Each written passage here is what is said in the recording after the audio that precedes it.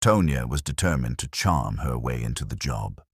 She rehearsed her smile, adjusted her wig, and whispered to herself, "If the CEO is young and handsome, he's mine already."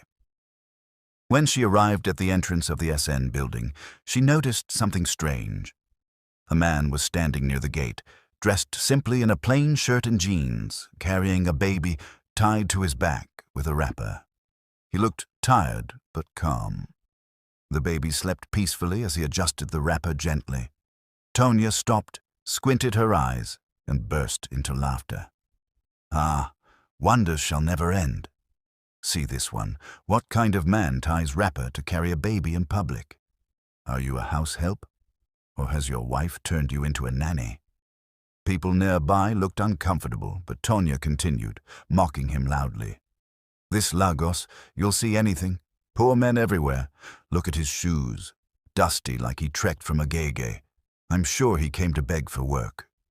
The man smiled faintly, said nothing, and only replied quietly, "Young lady, life can humble anyone." "Be careful how you speak to people," Tonya hissed. "I beg, shift yare. I have an appointment with your ogre. I don't talk to broke men." She strutted past him into the marble-floored reception, announcing herself loudly, "Good morning. I'm here for the interview with Mr. Sam Nwokori. I'm sure he'll be pleased to see me." The receptionist smiled politely. "Please have a seat, ma. The CEO will attend to everyone shortly." Minutes later, the same man she mocked outside entered the building, still carrying the sleeping baby. The receptionist immediately stood and greeted him respectfully. "Good morning, sir." "You're welcome, sir." Tonya's smile froze. "Wait. What?" "Sir," she whispered. The man walked straight past her and entered the executive office.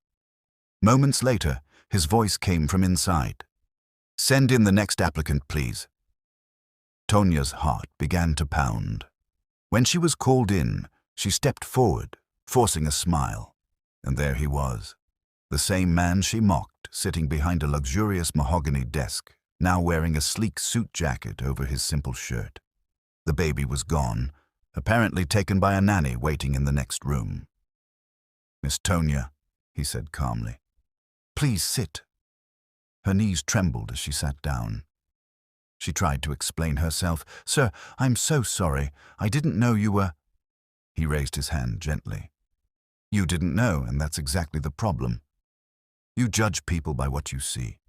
You laughed at